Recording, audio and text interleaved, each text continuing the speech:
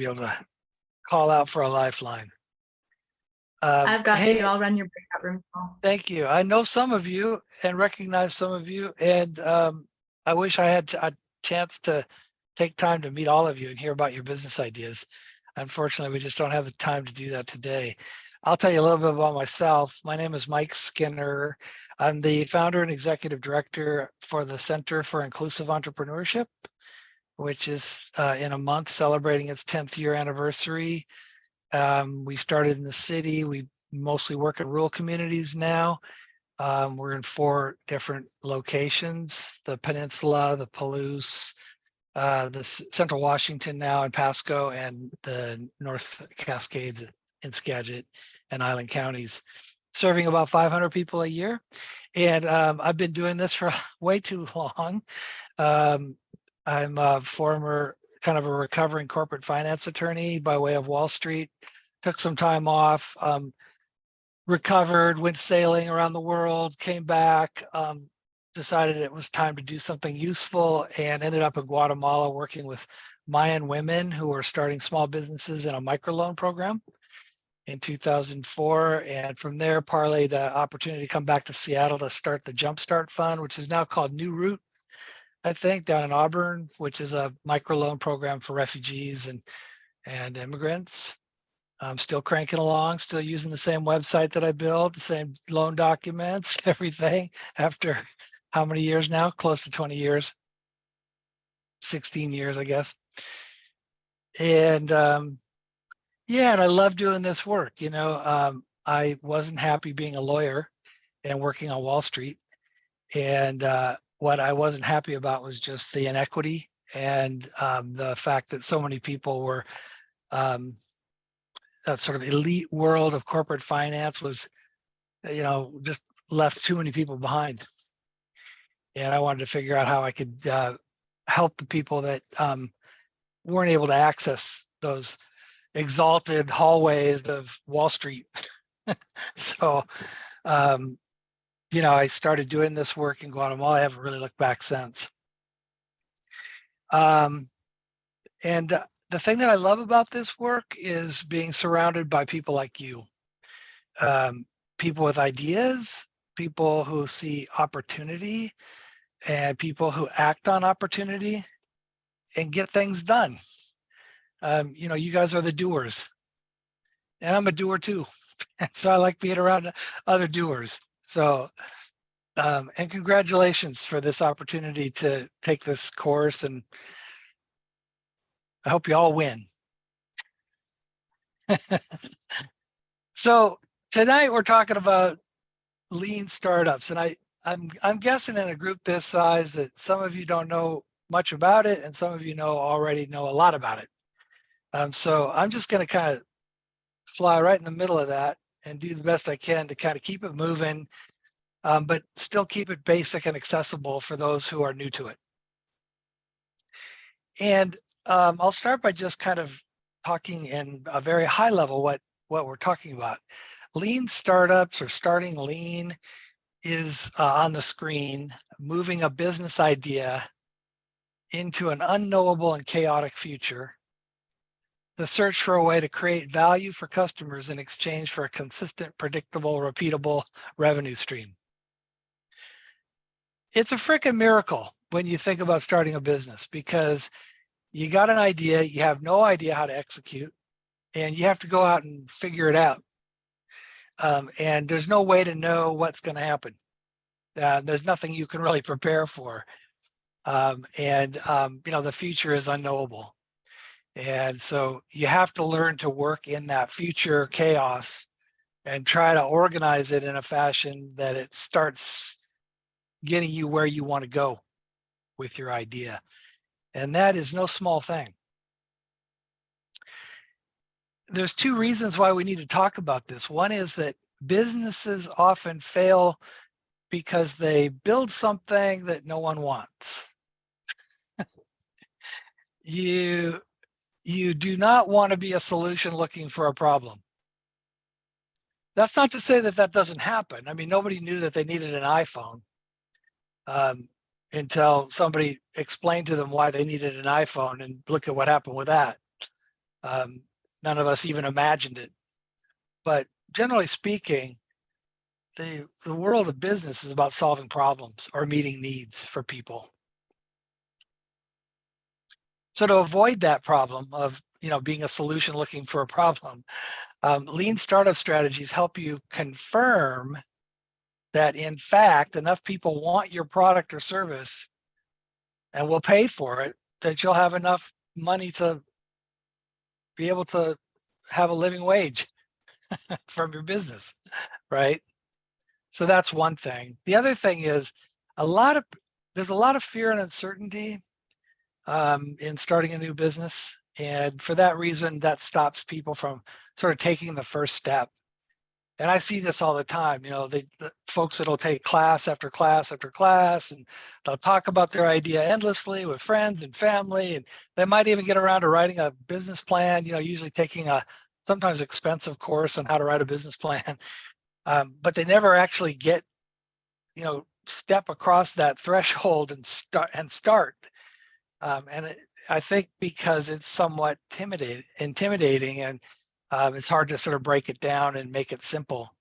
And lean startup is a strategy to reduce that uncertainty, to start small with something very small, and test it.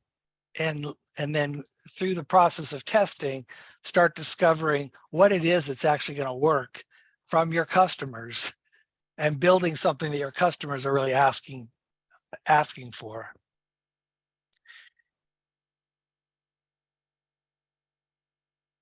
The old way, the conventional way of starting a business is different. The conventional wisdom is that a startup is just a smaller version of a large company.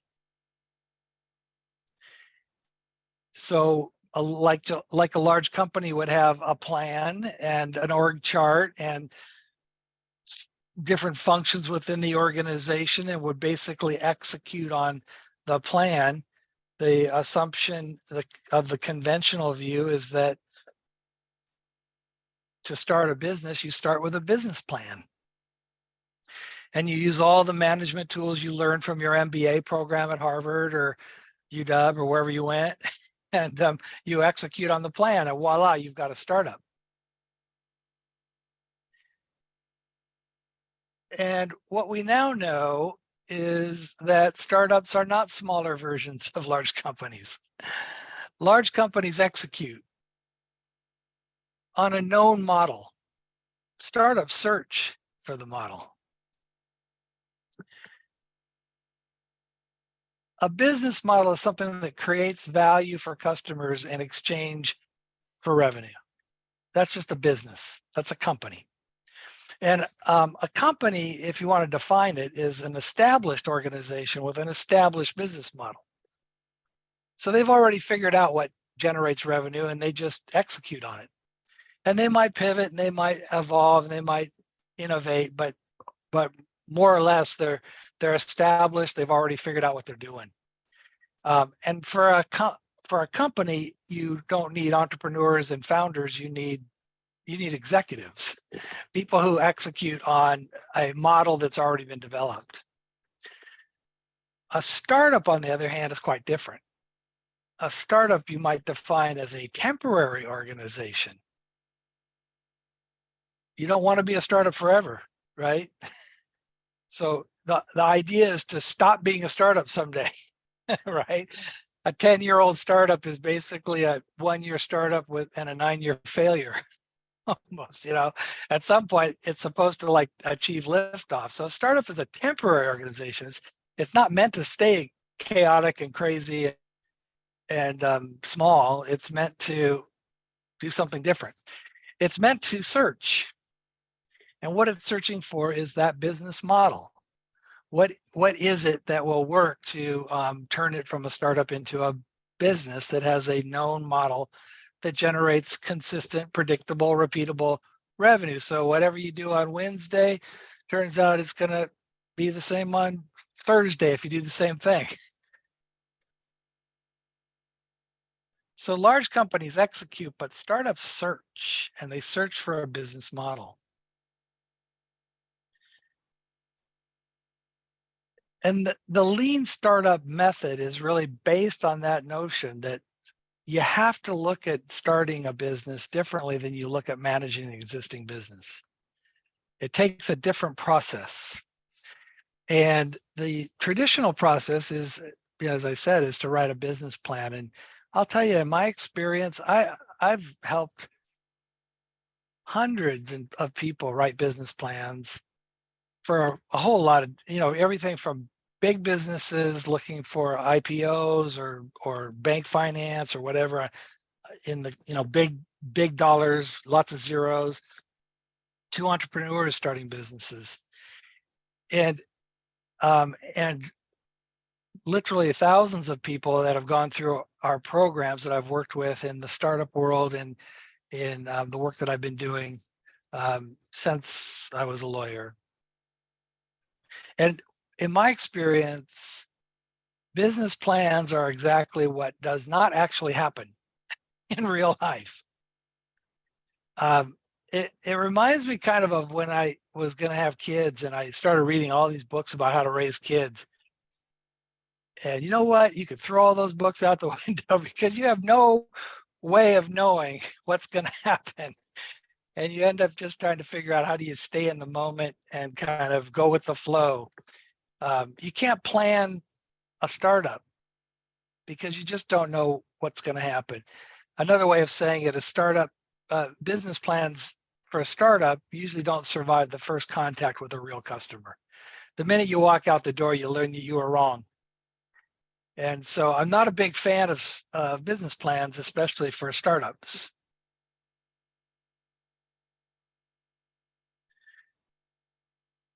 A better way to think about a startup is to accept the fact that most of what your ideas are guesses or hypotheses, which is a fancy word for guessing. And you're starting out with a whole bunch of ideas about what you think is going to work. And some of those you might get lucky and be right. Some of those you might already know you're right. But a lot of it's going to be stuff that you don't know if you're right or not. So the process is figuring out a strategy, not to plan your business, but to plan how to discover your business. And it's about how to turn all those assumptions, those hypotheses, into facts. So the lean way is you start with all your ideas about your business and every aspect of the business, everything that's floating around your brain about what you think this business is gonna, how it's gonna work, what it's gonna look like. And you organize those using a business model canvas. And then you take those hypotheses and you get out of the building, you get out from behind the computer and you get out into the real world and you test them to validate them and turn those hypotheses into facts.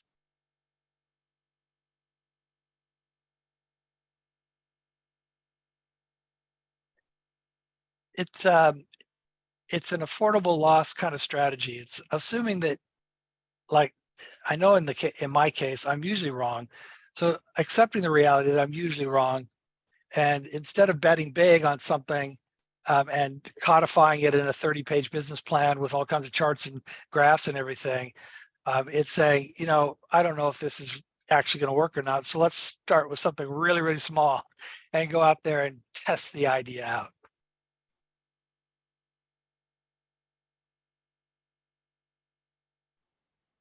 How many people are familiar with the business model canvas? I see one hand up, just general show of hands. So let's look at it. This next slide is a business model canvas. And I think it's in the material, so you could download this exact slide, I'm pretty sure. There's a whole bunch of versions of this. This is the most sort of classic version out there. And I want to go through it with you. So we'll go box by box and we'll start in the middle and we'll kind of go clockwise around from the right side over to the left side and back to the middle.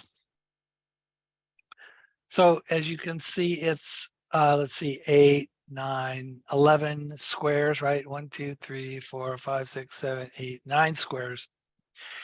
a lot of times this corresponds with nine slides in a slide deck for a pitch. Just giving you a hint. 9 panels, 9 squares. The center square is probably the most important one. That's where you put your value proposition. Are you all familiar with the term value proposition? It's the problem you're solving or the need that you're meeting. It's what it is that gives your idea value. It's what people will pay for. That makes sense? So what are they paying? What are they paying you for? What are they, what is it that you're providing that's valuable to them that they'll give you money in exchange for it? That's your value proposition. You jump over to the far right side of the screen, and we talk about customer segments. And this is who has the problem and is looking for the solution and willing to pay money for it. These are your customers, right? And sometimes it's one type of person, but a lot of times it's many different types of people and many different types of people who see different value in the product or service that you're providing. So we talk about customer segments. Each segment is a discrete kind of person, and you could talk about it in terms of like a persona. And you could think of the persona as being having a personality. Like, is it, what would that person be like? Kind of thing, and what do they drive? What do they eat? What are their demographics? Are they men? Are they women? Are they kids? Are they adults? Are they, all the demographic information? Where do they live? Do they live within 5 miles of your business, or do they live all over the world because you're an internet business? What are their geographics and what are their psychographics? What makes them tick? What makes them grab for their wallet? What are the things? How do you relate to these people? Are they Gen Z? Or are they millennials? Or are they boomers? Totally different types of people, right? And there might be just one and one particular group that has one particular value proposition. As I said, there might be several. And it's the connection between your value proposition and the customers that drive your business. If there isn't a connection between your value proposition and some group of people, you don't have customers. And if you don't have customers, you've got a really interesting hobby, right? So that's like the core. So let's talk about customer relationships. That's just your marketing strategies. It's the strategy. It's based on who your customer is, and how they respond to your marketing. And your marketing is all about getting customers, keeping them, and growing them. That keep, and grow will come back to towards the end. It's called a customer funnel. And it's really about, what are the strategies that you use for that particular type of person in your customer segment to get their attention, to get them to stop and walk over and take a second look, to get them to pick it up and maybe test it out and then reach for their wallet, convert that into a sale. And then once they have the product, how do you get them evangelizing the product to all of their friends? Oh, you've got to go to this restaurant. You've got to try this soap out. You've got to, so that they're starting to go viral. And then how do you grow them and keep them happy? I guess you got to maybe have another product that has another little widget on it that they go, oh, I got to get that one now. It used to be only black and white, but now it's color. That's a way to keep customers. Frequent flyers, buy more and I'll give you a free one after 10. So customer relations is all about marketing. So what we traditionally call marketing. Channels, on the other hand, are what we traditionally call sales. And simply put, that's how you get your product or your service into the hands of your customers. Simple as that. In the old days, that used to be a factory with a truck that would come and take it to Sears Roebuck, and you'd go down to Sears and you'd pay cash in the barrelhead at Sears for the refrigerator or the clothing or whatever it was you were buying. Nowadays, there's lots of sophisticated ways to get products to people. There's Amazon, the behemoth in logistics and getting products to people. There's also, a whole world of online services that you can just download from the internet, apps and other kinds of solutions. And there's the old-fashioned way. Go to the farmer's market and pay a farmer cash for a bag full of strawberries. Those are all different kinds of distribution models that would go in your channels. Revenue streams is talking about not how much you're going to make. It's not a sales projection. It's the kinds of ways you're going to make the money. Okay. So I said a couple of them already. It might be we accept credit cards, or you can pay us online, or it's a subscription service. You pay once a month and we deliver a product to you. Or you come into the store with cash because we don't have a credit card reader, and you pay cash on the barrelhead at the location and I hand it to you. Good old fashioned, market tender. Those are all different ways of collecting revenue.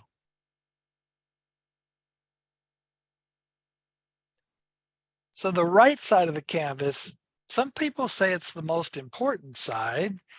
I wouldn't say that, but it definitely is the outward facing side.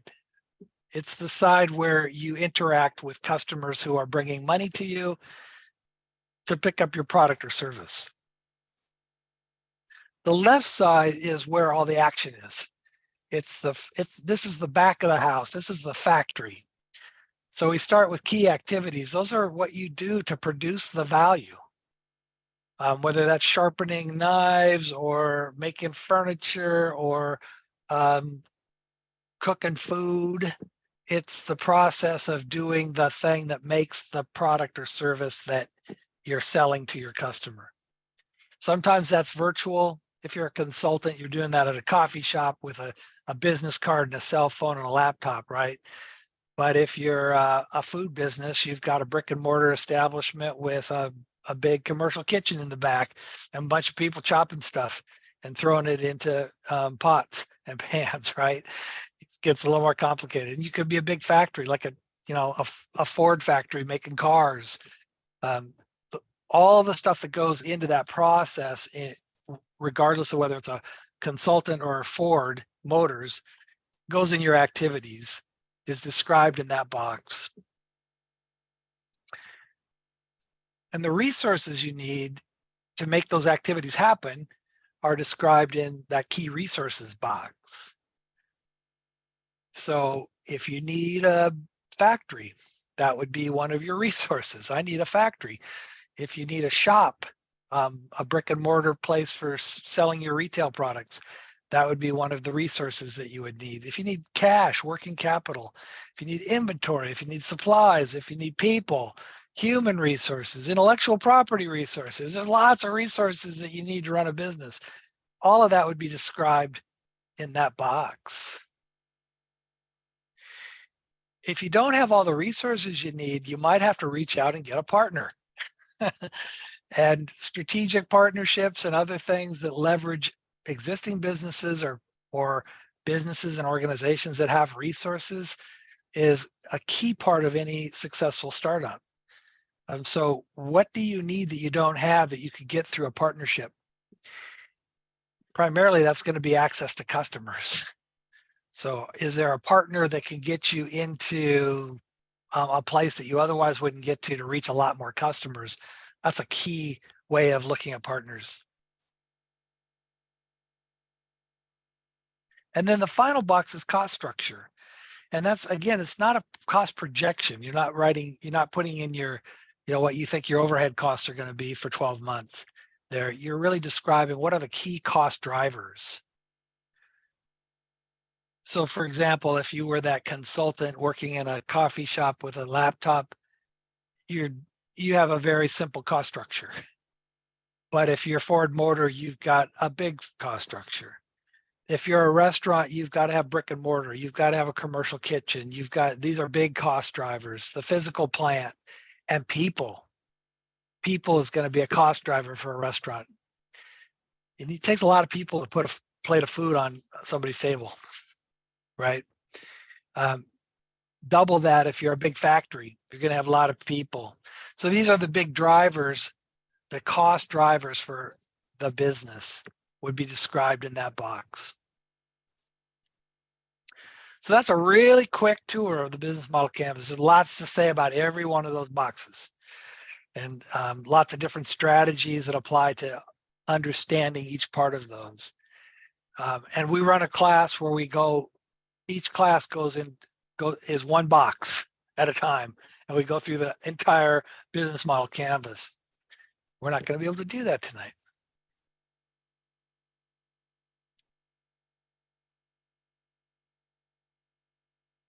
So what this is, just to be clear, is a way of organizing all the critical elements of a business. It's just a way of organizing it so that you can take all your assumptions and you can organize them along these elements, around these elements, right?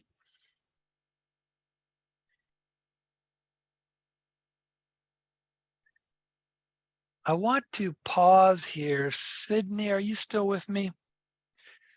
I'm gonna try to do something here. Hang on a second. See if I can do this. There's a really great video that goes along with this class. It's about a 3 to 4 minute presentation that just does a quick overview of how this business model canvas can be used. And I think it would really help you visualize how you would use this for your startup. So let me stop sharing screen.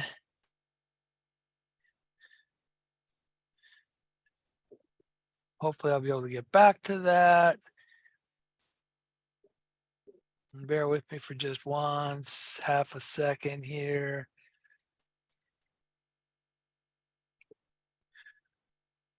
I don't know if y'all have heard of Udacity, but it's kind of one of those platforms with a whole bunch of educational resources on it.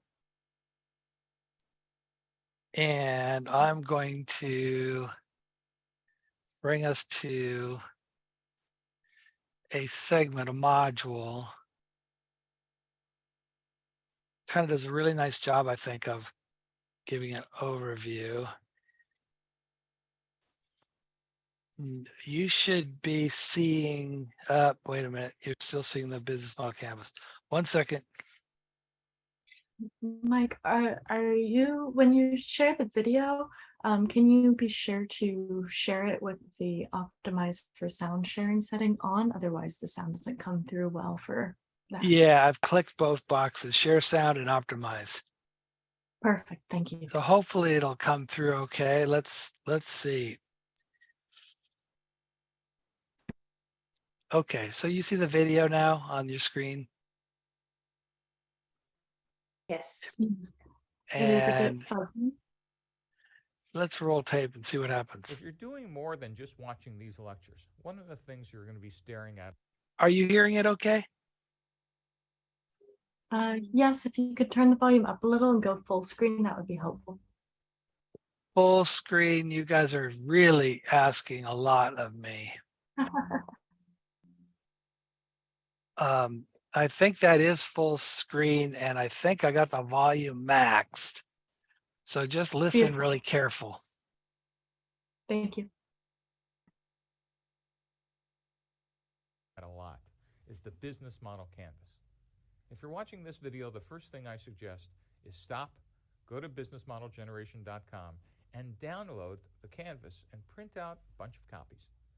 Then go get a bunch of yellow stickies and a red pen, because that's what you're going to be using for the next couple of weeks. Now, what we actually do with the business model canvas is in week 1, you use those yellow stickies to put up all your hypotheses. You probably don't have many facts yet, but you could make some pretty good guesses about what's your value prop, who the customers are, what your channel is, and what your pricing is. But what we're going to be doing is really interesting, is as you come back in with facts, we're going to be marking up the canvas and crossing out the things that actually weren't true and replacing them with the things we've learned.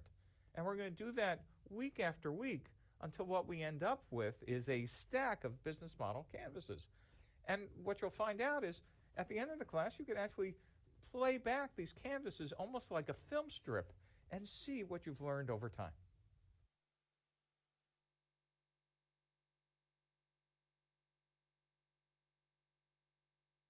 Is that helpful? Does that help you sort of like visualize the process?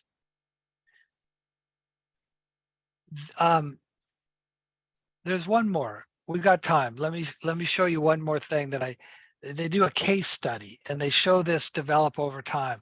It gets a little wonky, but I think you really appreciate sort of how this process works. So bear with me for 1 second, and I'm going to find a different module.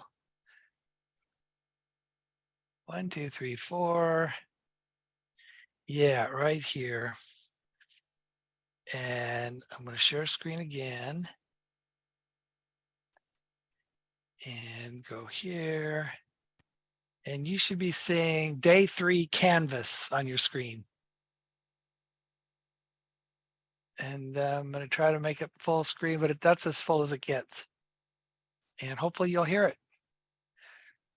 So, but before we get started with the entire course, let's take a look at what a team actually could accomplish at the end of this process. Now, imagine you had 10 weeks or months or a year to go do this. You'd actually be able to do a lot. But what if we gave you 5 days? I want to give you an example of a team from one of our classes that decided they were going to provide a rental service for professional sports jerseys. And in 5 days, they personally got out of the building and spoke to 169 customers and had 190 people come to their website and actually sold 2 things during the class. Let's take a look at what their business model canvas started with and evolved to.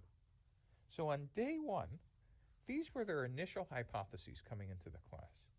They thought that their customer segments was going to be professional sports game attendees who were going to be male, adult, less than $100,000 income, and attend 10 games per year. That is, they were beginning with a series of hypotheses about their customer archetype. And they thought their value proposition was going to provide a cheaper way to officially license sports jerseys to a game, eliminate the risk of owning a player whose jersey is traded, and to provide alternatives to purchasing counterfeit jerseys. And their sales channel was going to be websites or stadium shops or ticket websites or direct mail. And how they were going to create demand was through search ads, social media, stadium promotions. And their revenue stream was going to be through an annual subscription model. And on the left-hand side, kind of the backstage of the business model canvas, their activities were going to be rental tracking, shipping, dry cleaning, marketing, customer service. And they were going to have as resources inventory of jerseys, warehouses, logistics systems, and their key partners might be the professional sports league and the suppliers and the dry cleaners and the shop vendors and envelope suppliers and UPS and FedEx and the postal service. And their cost structure was going to be for warehousing, shipping, cleaning, logistics, tracking, website development, and maintenance. And this sounds particularly reasonable. You would look at this and go, absolutely, why do I even need to be in this class? But they got out of the building and spoke to 60 people by going to Yankee Stadium and actually meeting a bunch of customers on the first day. And look what happened. They realized that actually women wore sports jerseys as well. And there was no way you could have convinced them of that until they stood in front of the customers at Yankee Stadium and said, hey, it's a 50-50 split. And that it was actually young adults, 18 to 30, and they actually were casual sports fans. And now they started to get a better understanding of what customer relationships were, about getting customers, keeping them, and growing them. And they realized that people would maybe also be interested in a pay-per-rental model as well as an annual subscription. Next, they got out of the building again. And now they started expanding who their customer segment was, and they actually split the segment into 2. They realized there were 2 different archetypes. Sports jersey owners who were male, 13 to 35, but there was also another archetype, which were people who attended a single game. And they were male and female, 18 to 30, and they were casual fans. And so now they actually were able to take their revenue stream and match it to their archetype. So for sports jersey owners, an annual subscription made sense. But for single game attendees, pay-per-rental made sense. And their value prop differed for, again, those 2 different archetypes. As you'll see later, what we need is every time we have a unique archetype, we need at minimum a matching value proposition and a matching revenue model for each archetype. The fourth day, they learned some more things. Most importantly, they learned how much would some of those sports jersey owners actually pay in an annual subscription. They actually started asking some serious solid numbers, and the answer they got back was $200. And they also understood that social media would be a big component in customer acquisition. The next day, they learned some more. They actually learned that another alternative for sports jersey owners would be a monthly subscription and also a one-time rental. And they started thinking about how would you keep those customers? That is, how would you eliminate churn and increase loyalty? And they started to think about seniority loyalty programs and how they would grow those customers by cross-selling and upselling them with premium subscriptions and family plans. So you could see after 5 days, just 5 days, after talking to 160 customers, you could see how the business model evolved dramatically from something that looked like this on day 1 to something that looked like this on day 5. Day 1, a series of untested hypotheses, a faith-based enterprise. On day 5, the faith has turned into facts. And this startup is on the road to actually building something that customers might want. So in the rest of these lectures. Well, there you go. What'd you think? Was that helpful to see that in a little bit more detail? An actual team of people, never knew each other, came together in a startup weekend, had 3 days to develop a business idea in an intensive process, came up with an idea, mostly guesses. I'm guessing that maybe one person in the team sort of had this idea, threw it out on the table. Everybody said, yeah, let's do that. Put up all their ideas about what they thought would work.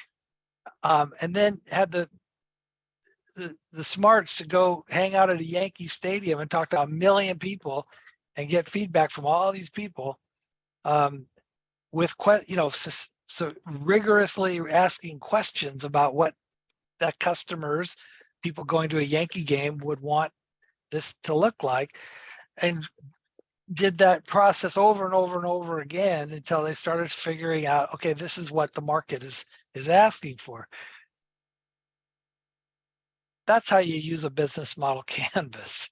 And you use Post-its because you assume that you're going to be ripping them off and replacing them with a different color. Every time you walk out the building, you're bound to find out new information that's going to replace the old information you thought was true. And gradually, you're basically using your customers in your marketplace to tell you what it is you need to do to make money. Give me a reaction. What are you thinking? What's for dinner? Or how can I use this in my business? Where are you guys?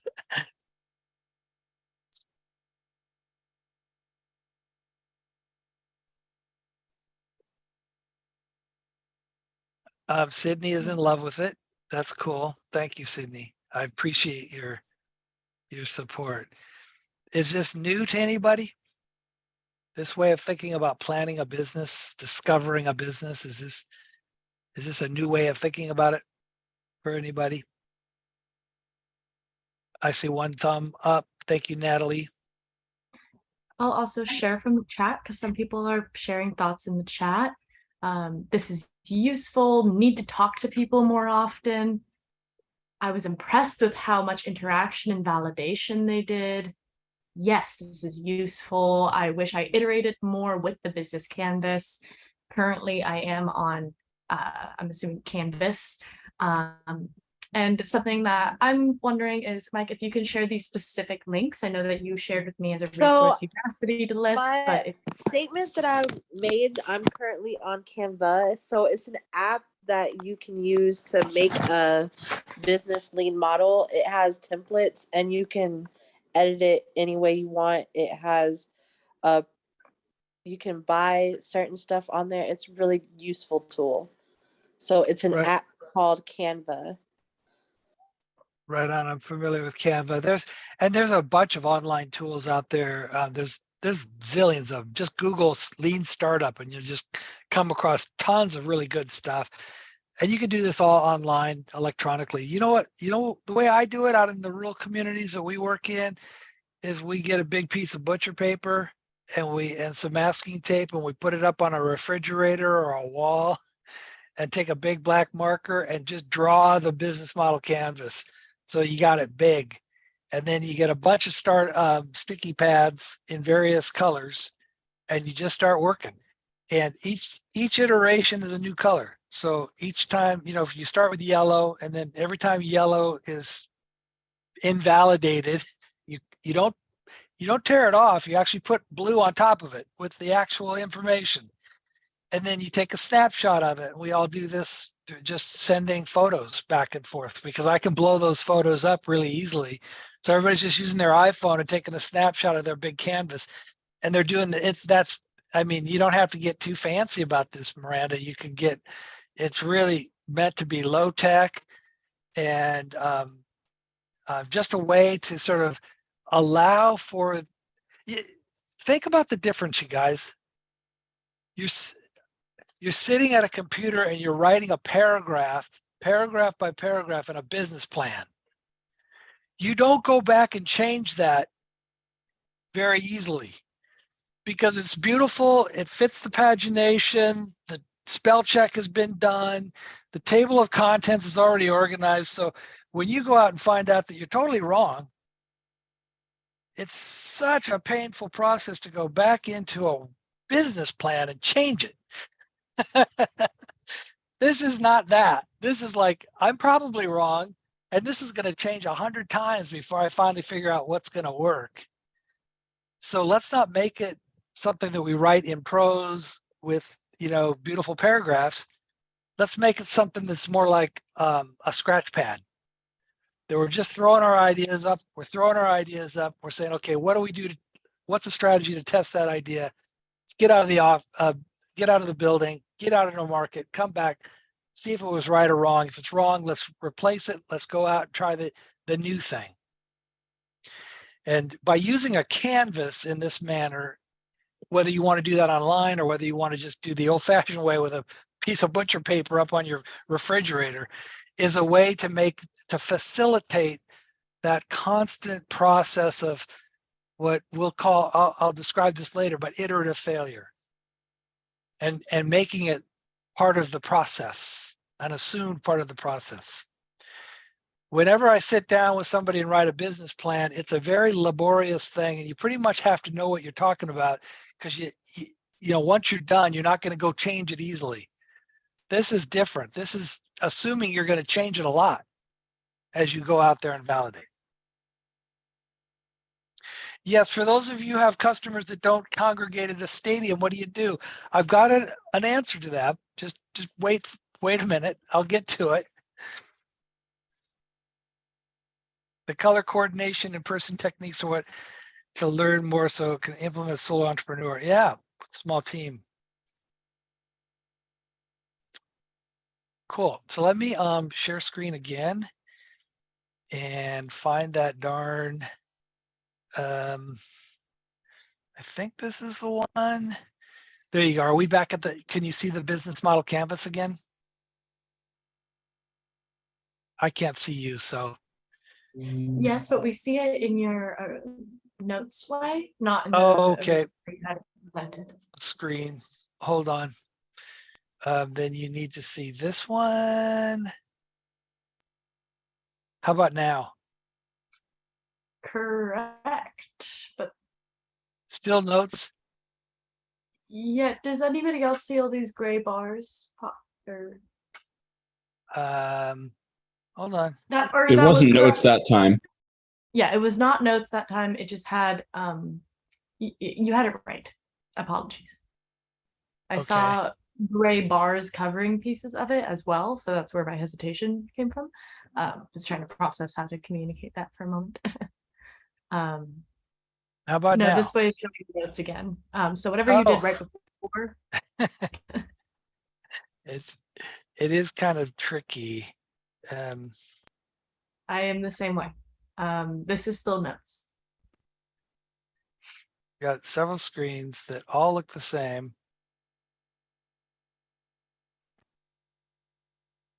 Here we go. Yay. All right. Well, you're not sharing screen anymore. Oh, I forgot to click save, share. How about that? Great. Thank you. Sorry about that. So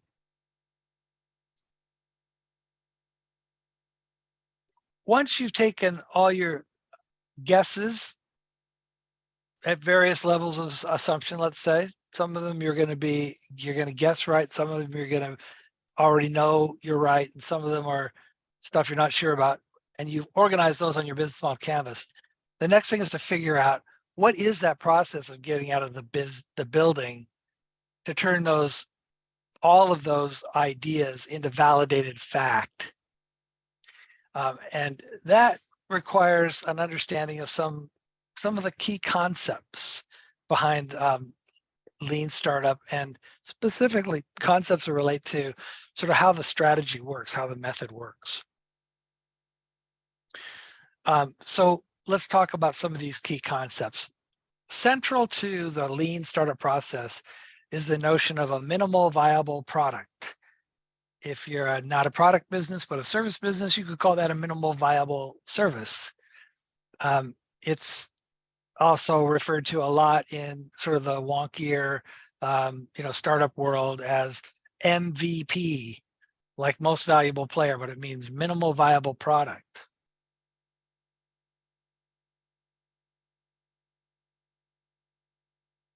What a minimal viable product is the idea that you don't want to include all the features you could imagine in your product. You only want to include the features that matter and that will help you validate whether this is an idea that'll work or not. So you start with the minimum features, just designed to get something very simple, oftentimes free or inexpensive, out into your market to use as a vehicle for getting customer feedback. You take it out in the market, you talk to people, you show people, you do that 1,000,000 times and you get 1,000,000 responses, and you take that back and you throw it up on your canvas and you start thinking, what are people telling me about this minimal idea? And that minimal viable product could be something as simple as a narrative of a concept. It could be a one-pager that you put together that has a picture and some diagrams that says, this is kind of my idea, what do you think? Or it could be actually something like a prototype, something that you build. When people come into our program and say, I want to start a restaurant, and you say, well, have you ever run a restaurant? No, I was an accountant before, but I got laid off and now I want to start a restaurant. Okay. Do you know anything about running a restaurant? No, I don't really know anything about running a restaurant. Well, let's figure out if you know how to cook and people like your stuff. Well, we don't need to start a whole restaurant for that, right? We can do something far short of that. And of course, I know where all your minds are going, well, we could do a food truck, but even that's 50 grand. So how about a pop-up for free samples outside a busy grocery store, if the manager will let you do that? And giving these away in exchange for filling out a survey that asks 3 questions. How much would you pay? What would you change? And would you come back and tell your friends about it? Something like that. That's $100 for a day, out on a farmer's market even. So it's all about the strategy that you use to get that minimal viable product as simple as you possibly can to get that MVP in front of people to start getting feedback. And then based on the feedback you get, you start adding features or changing features. And so that's what a minimal viable product is. It's anything that you can use to get the concept in front of eyeballs in your marketplace to start getting feedback from people about whether they like the idea or don't like the idea, or what they would change about it, what they would want it to look like. And you heard in that example of Jersey Square that eventually they were starting to hear people say, hey, I'd probably give you $200 a year for a subscription. So they were actually getting really solid data about something that really matters. How much can you charge? How much would customers pay? And the rapid prototyping idea is based on the something that we refer to often in our program as iterative failure. The idea is that you're going to be wrong sometimes. If you're me, you're going to be wrong a lot of the time. And instead of shrinking from that failure, being afraid of it, and trying to be perfect, you embrace it. Failure becomes your friend. And the idea is that you want to fail often, you want to fail early, and you do that with a minimal viable product, rapidly prototyping out in the market. Fail cheap, keep it minimal. Don't add any features that you don't think matter. So fail early, fail often, fail cheap, but fail forward with new information.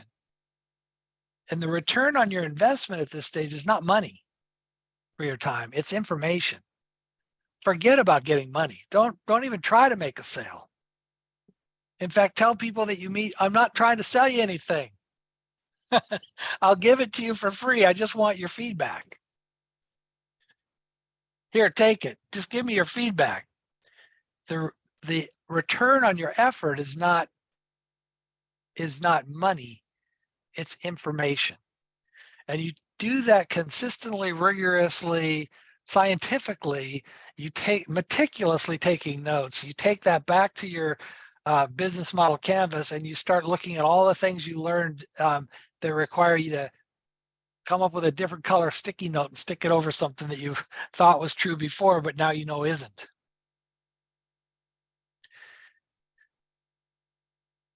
When you discover in that process a major shift is needed, like you thought it was kids, but it's actually adults. You thought it was women, but it's actually men.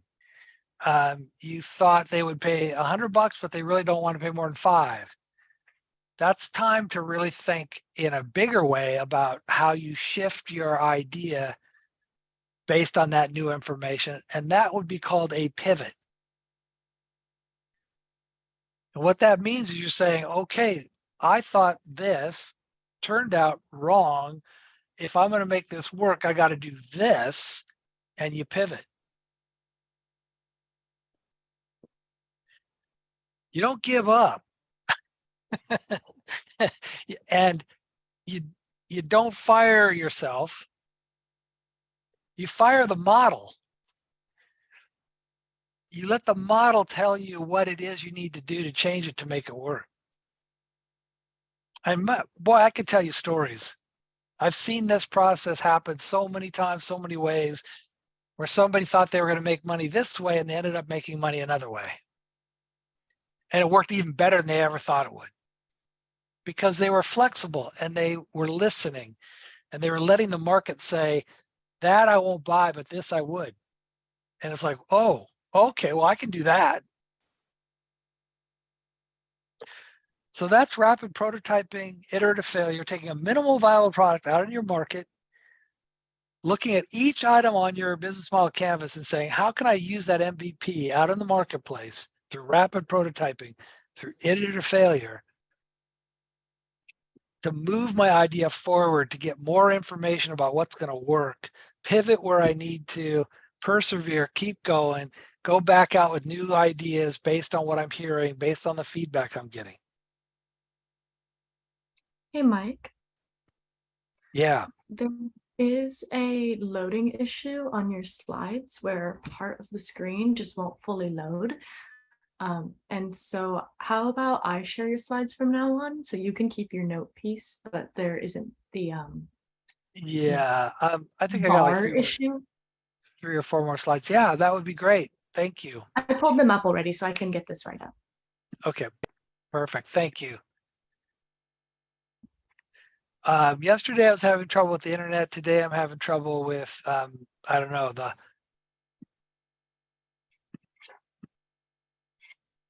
PC screen speed or something. So those are some key concepts I want you to keep in mind. The process is, some people call it build, measure, learn process. You put together your prototype, take it on the market, you get metrics. You take those metrics, you learn from them, you go back, you rebuild, you tweak, you go out again. It's just a constant process until you build something that is perfect for the market you're trying to reach. Another concept that I need to throw in here that'll set us up for a breakout group in a minute here is the notion of customer validation. What you're looking for in all of this is to figure out two key questions. And the two key questions are really the heart of what drives your business model. It's what we call the product market fit. And to do that, you have to understand two things about your business model. You have to understand who your customers are. And through their eyes, you have to understand two aspects of your value proposition. You have to really understand what exactly is their problem or their need. What is it that they're trying to solve? And that's not enough. That's a good start, but you're only halfway there. Then you have to figure out, is the solution you're bringing them what they're looking for? They got a problem. They want to have it solved. You got to figure out, how do they want to have it solved?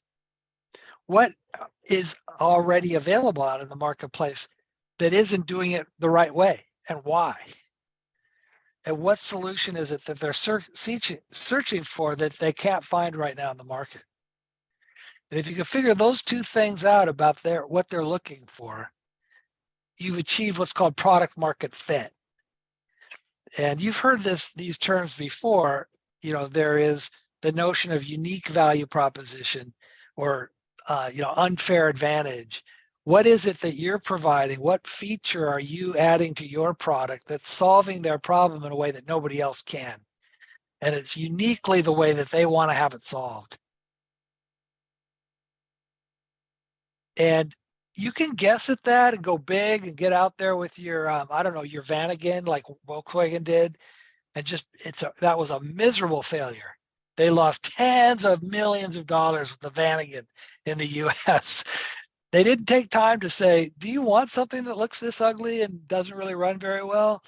If they had done that, they probably would have heard that, no, we really want, we really want a Tesla. But they didn't.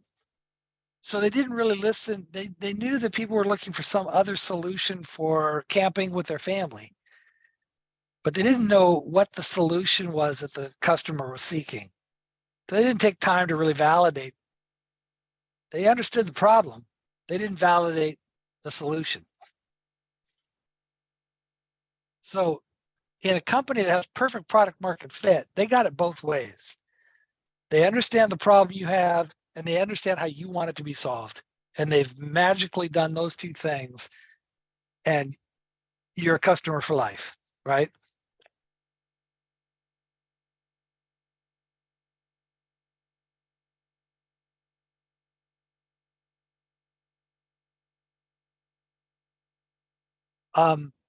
Oh yeah, flip the screen, Sydney, to the next screen. It's all about customer validation. I said everything that's on here, so don't worry, you didn't miss anything. I just want to check the chat and see what kind of questions. Thanks, Natalie. See you next time. Seems that sometimes those gray bars appear when you have optimized video checked. Oh, that's interesting. Well, there you go. Sorry about that. My slides you're not missing anything by not seeing my slides. They're very basic. So for the two questions, I want to just talk a little bit more about pain and gain.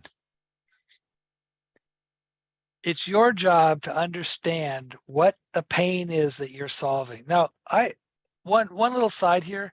I know you guys are all working on social ventures, social enterprises that are all about recycling, and they have other value propositions that go beyond the needs of the customers that are paying for your product or service.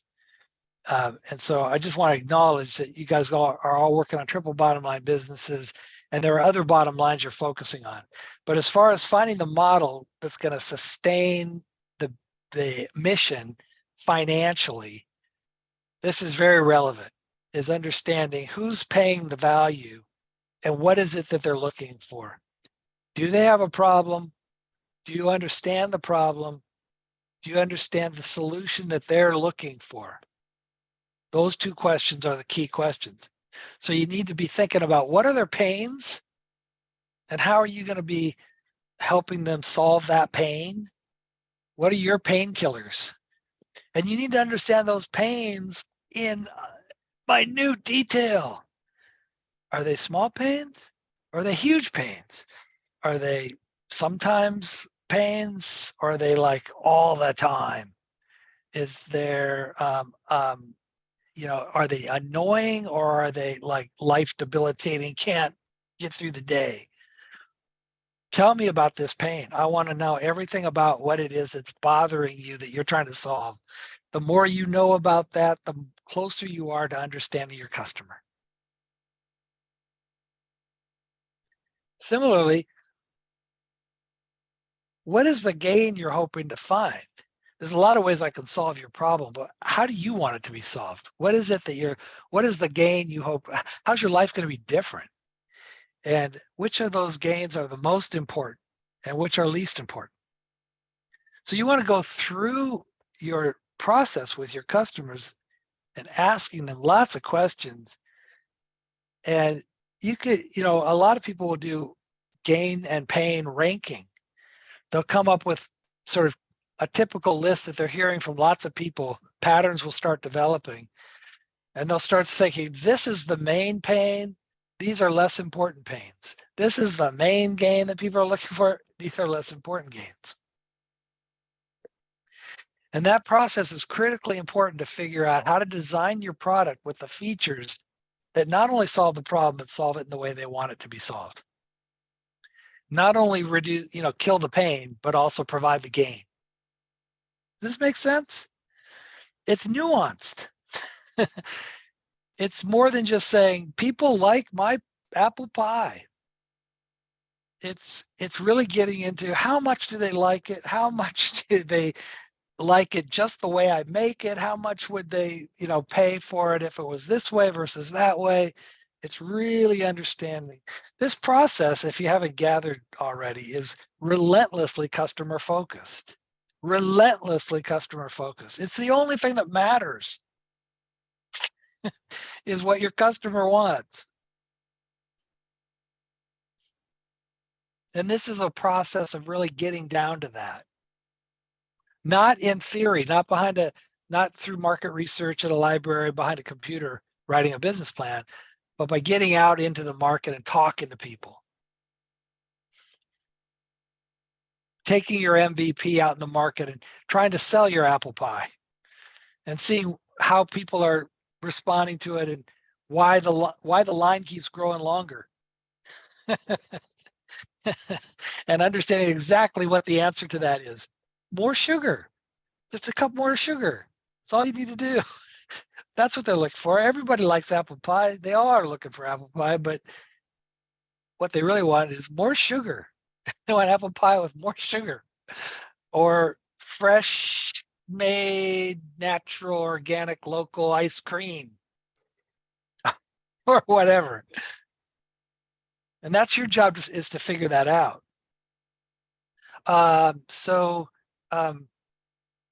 Sydney, I've been remiss. You could go to the next slide, which should show somebody with a painful headache. And it's all about understanding that person's pain. And then the next slide, please, is understanding exactly the kind of gain that they're looking for. What is the gain that matters? It's not enough that I get rid of the headache. I want to get rid of the headache and fall asleep and wake up blissfully relaxed. Oh, okay, that's a little different. I can get rid of your headache, but we got to tweak it a little bit with some new features to get you to that place that you really want, that would make you pay extra for my product, right? So what I'd like to do, Sydney, with your help, is break everybody into groups of 4. So I think that's going to be like 4 or 5 groups. And if you could go to the next slide, please. I guess they are there, the fast pitch slide. Yeah. Good. Okay. I got to turn off this monitor. Well, I'm worried if I do, I'm going to screw something up. So I'm going to leave it there. I want to break you up into groups. And what I want you to do is take, and by the way, we could take a break before we break out into groups. We could come back and break out in groups. If everybody wants to take a 5-minute bio break and grab a cup of water, do what you got to do, come back 5 minutes, I think we have time to squeeze this in and wrap up before 7. You guys want to take a break, or you want to just power on? Do a little heart reaction if you're in favor of a break, just so we can see that real quick. Please. You guys are tough.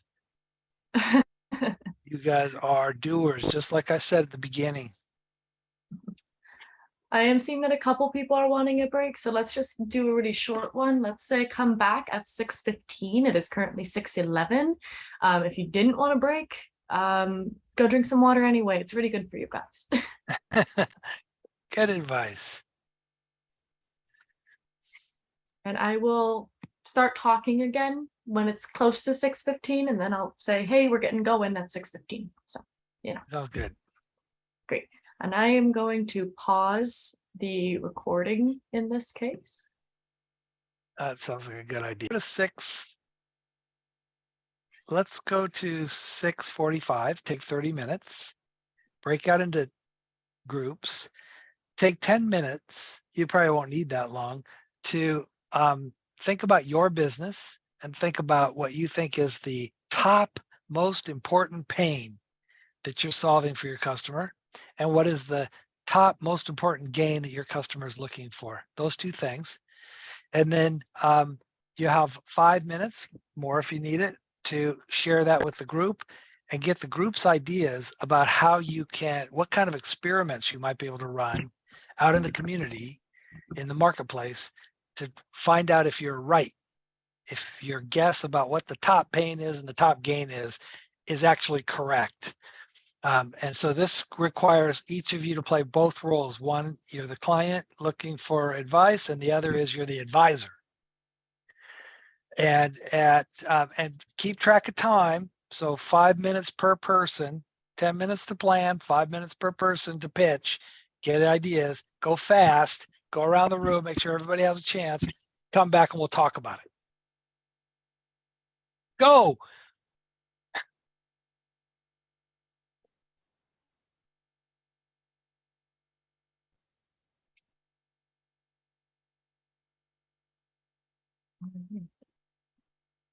And I am gonna join one of the room that has 3 people, just so the recording can record one of the breakout rooms. I'm just gonna hang out. Sydney, you can put me in a room. Oh, good. Oh, sure. Yeah. I think you are able to join a room, Okay. Heather. Okay. But I can assign you to a room as a participant, and then I'm gonna just go and record in one of them. Great, assigned. Alrighty. Yeah. See ya. Oh, here we go. Yeah, the other guy, I saw that on the list. I think I saw 2, but I was going to try to figure out, who, because we could talk. Yeah, can you hear me? I want to say his name was Casey. I was in a breakout room with him yesterday. So I guess next session when he's here, send him a message or something. Gotcha. I can connect for any of those things. If you guys have other people that you're having a hard time getting in touch with in the program, just let me know, because I have everybody's names, and I can get you guys in touch if you want to.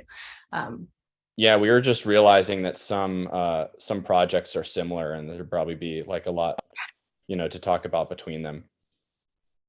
Yeah, there are 3 3D printing projects. Awesome. I have friends. You could join forces if you want, or at least have synergies. That would be, yeah, it's a complicated thing. So yes, the more the merrier. I feel like the odds are in your favor if you join up with 3. It's just math. This is true. Welcome back. I can tell you're all refreshed and energized. I think the best part of these trainings is working with each other, for sure. When we do this lean startup class, it's 8 sessions, and it's mostly breakout rooms. So we get it wound up, we get people kind of in the pattern of going out, validating, coming back, making pitches, sharing what their experience is, getting ideas from their teammates, their cohort mates, and getting out in the community. And it just rolls one part of the business model canvas after the next until we're all done. If you happen to be hanging out in one of the areas that we work and are eligible for our program, you're welcome. It's free of charge, and we're going to do another one in the spring. So, And Mike, where is that? we have offices in Port Angeles, Mount Vernon, Pullman, and Pasco. So we're kind of almost statewide, and we reach about 14 counties in rural parts of the state of Washington. So if you happen to be in one of those rural counties, look us up. We'd love to work with you and co-advise with Sydney and her team, for sure. I'm all about it takes a village. Sydney, before I forget, thank you for this opportunity. As an executive director, I don't really get opportunities to teach anymore, so I'm a little rusty. I'll just be totally straight up with all of you. But it's what I enjoy the most. And I've really enjoyed being with all of you guys, and really excited to see where you all go and what you all do. So I'll be keeping an eye on y'all through Sydney and Zinnia. I wanted to get your thoughts about that process of pitching your idea, getting feedback from your classmates about, did you think about it deep enough? Have you proven it? If you didn't, have you thought about doing this? Have you thought about doing that? What did you have any aha moments? Anybody come up with some? Is anybody walking away with like, oh, that's a great idea? Share with me.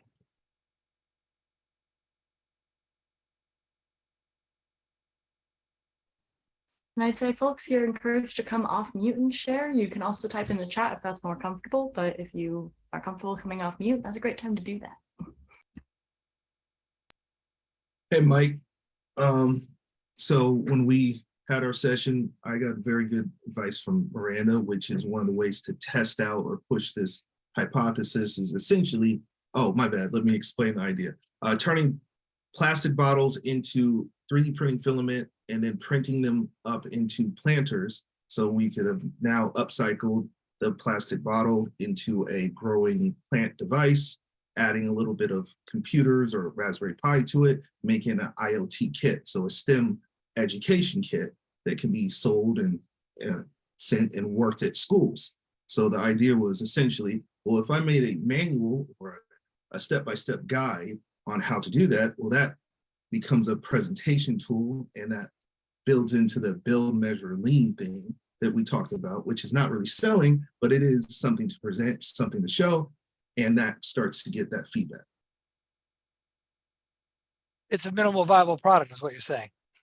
And you can use that as a tool to develop a market for something bigger, like the tools and the equipment and go well beyond that. But so what you've got is, here's the process, and what do you think? And getting feedback just based on that. And that's a lot easier to do than to, jump right into a mobile plastic recycling trailer that goes around the state for STEM programs around the state, right? That's a big jump. So this is a great way to get the idea out there and start getting feedback from educators, from youth groups, from community organizations. What do you think about this idea? Where would you take it? What do you want it to look like? I get it. I love it. You might find out, Andrew, that all they want is the book, and they'll be willing to pay you a lot of money for it. Get my hopes up. Just be ready to pivot is all I'm saying. Just be ready to pivot. You could Thank just you make for a that. you could make a video for that matter of what it is and sell like a how-to guide on how to do what you did just based on the video. Like you wouldn't even have to make anything until you sold it. That is a very good The progression. power, the you know. power of the hive. Any other ahas? Any other takeaways?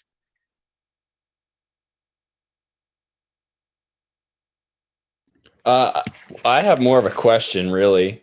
Sure. So our group member isn't here anymore. He had to leave at 6:30, but we made him present first, and he is part of the reusable cup project. So I don't know if you're really familiar with that one, but they're basically making it so that instead of having single-use cups at like events and other venues, you have a reusable service where you return the cup and then they wash it and then they bring it for the next thing. And we were talking about the top pain because I think a number of different groups experience pains there, but it seems like one of the experienced pains isn't experienced by the customer. So it's like the generation of waste that winds up in a landfill is the pain. But we didn't know if that's like necessarily the top pain, because I don't know if the venue that's buying the cups or the cup service even really cares about that. Well, Hans, I no longer buy any cosmetics or things in plastic. Yeah. And the pain for me is seeing the huge amounts of plastic that the world has absorbed into their body. And so that is a pain. I wouldn't say it's my top pain. My top pain in the case of the toothpaste that I get, that's little capsules in a glass, is that I need a good toothpaste. Yeah. Right. But the fact that I'm getting it in something that isn't a tube that's going to last for 500 years in a landfill is important to me. And therein lies the complexity of looking at lean and trying to identify your value proposition when you're looking across three bottom lines. Yeah. And I think for your customers, that matters. That matters. The question is, how much does that matter? So I guess you just figure that out by, going to the venue and asking them, or going to a bunch of venues and asking. Yeah. So Yeah. let's segue into that, because we got just a few minutes. I want to make sure I share a couple of tools. One of you said, well, this would be great if I had the Yankee Stadium next door, and I don't. So yeah, I mean, sometimes that it isn't easy to find people to talk to, but one of them is clearly interviewing, and not just talking, but talking intentionally with rigor. So designing a very strategic interview that asks the right questions. You can go to the slides. Slide number 11 has just some of the kinds of questions, design it so that it's comfortable. Say, I want to sit down with you, mom and brother and friend and teacher, and I just want to ask you some questions, and design it so that you're asking all the questions you need to ask in a really consistent way, and you're really taking meticulous notes. Make them feel welcome. Ask them about who they are. Get information about who you're talking to. Tell them a story about what makes you interested in the bottomless cup or the reusable cup idea. What happened to you that made you think, that sparked your interest in pursuing this idea? And then start getting information from them and ask them very detailed questions. What is the biggest problem you have? Are there other problems you have? What is the biggest gain you're looking for? Are there other gains you're looking for? document, document, document. And don't do that once or twice. Do that 10 or 15 times a week. And really get out of the building and set up interviews with as many people as you can who you think might be your customers, and really rigorously get information. So that's one thing you could do. Even in remote rural communities, there are enough people around the place that you could corner people at church after Sunday, and you'd probably get 10 people around a table. Another tool that is an awesome thing to do is to build what's called a feedback forum. And you can use tools like, blogs or Facebook or video, YouTube. Kids are doing it every day in a way around stuff that is sometimes really cool, but, using TikTok, using Instagram, using Facebook, you can build a community. And so just a quick story about a woman that I helped. She had 2 kids. She wanted a place where she could have coffee and leave her kids for supervised play. Not a novel idea, called a Play Date Cafe. She named it Play Date Cafe, and she started talking to all her friends. Eventually she had 2,500 people following her on Facebook. And guess what? That was her focus group. Every idea she had, she bounced it off that group. And that group basically designed her business.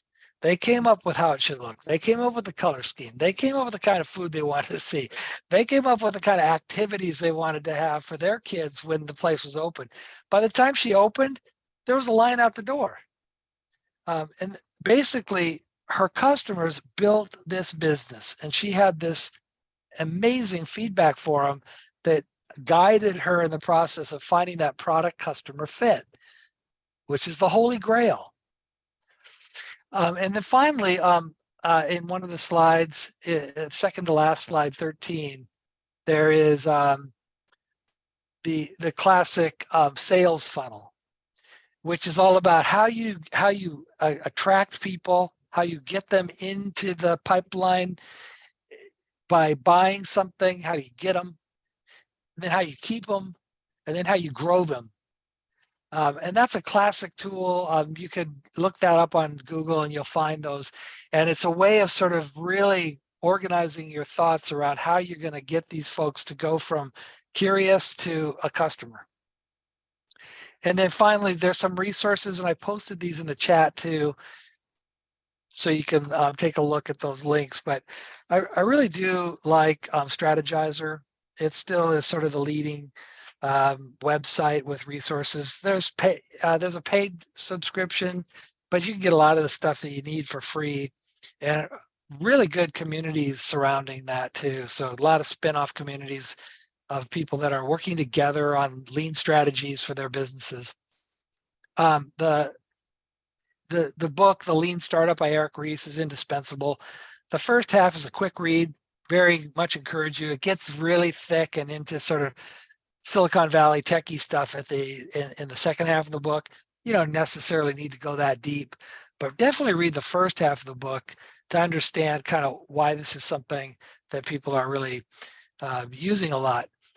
By the way, there's nothing new about this. This is actually the way businesses have started for eons. It's just that Eric Ries coined the term and said, and put some science behind it in his book. But the book is worth having. And then that video that we looked at, Steve Blank, he's a little irritating. He's out of Stanford. It's free. It's about 15 modules, I think. Take it in small doses. But it's a great way to get a really deep overview of the lean process and how to use it to your best advantage in planning your business. So finally, I just want to say, skip the business plan, please. And the next time you hear somebody say, the place to start your business is by starting to write a business plan. The first thing you got to do is write a business plan. Just smile and turn around and walk away. It's a waste of time. And so many people that say they help people with startups have these you know, they're long, they're 12 weeks or 18 weeks. Sometimes they cost money. They're very in depth. They try to teach you everything you need to know about business. And 90% of it is stuff you don't really care about and don't need to know until you need to know it. Focus on lean and inexpensive and small bets, and expect failure as part of the process and learn from those failures, but protect yourself on the downside as you go forward. It's a much smarter way to get something going. Don't think that any big business was built overnight. That any big business started small and took years to get where they are. Very few exceptions to that. So don't be lured into thinking that I got to start the full service restaurant. Talk to any restaurant owner that said, it took me 30 years to get this restaurant going. So go slow, go lean, and build something that is relentlessly customer focused. Learn to listen to your customers and figure out strategies to get information from your customers. Build as you go based on what feedback you're getting from your customers. That's my advice for anybody starting a new venture. So I hope this was helpful to you. I hope this was, for some of you, you probably know this stuff. Others, maybe this is brand new, but I encourage you to try to put it to use in your own planning and your own strategizing and getting your startup going. God bless all of you. Sydney, thank you again. We'll be in touch for sure. And I hope I see all of you down the road. Thank you. Absolutely. Thank you so much, Mike, for Thanks. joining us today. Thank It was you. really This is great. wonderful. Yes. I'm glad to hear that you enjoyed it. All right. And All right. folks Have a who good are evening, still everybody. on- Have a good one. Folks who are still on, or folks watching this asynchronously, just wanting to let y'all know that these resources are on the workshop page for today's workshop. So you're able to go and find those links there, as well as the slides. I am adding the slides right now, or I already did. I'm forgetting, but the slides will be up. And if you would like to get in touch with Mike, he provided his email in his bio, which is also on that page. So if you would like to get directly in touch, go ahead and go via email.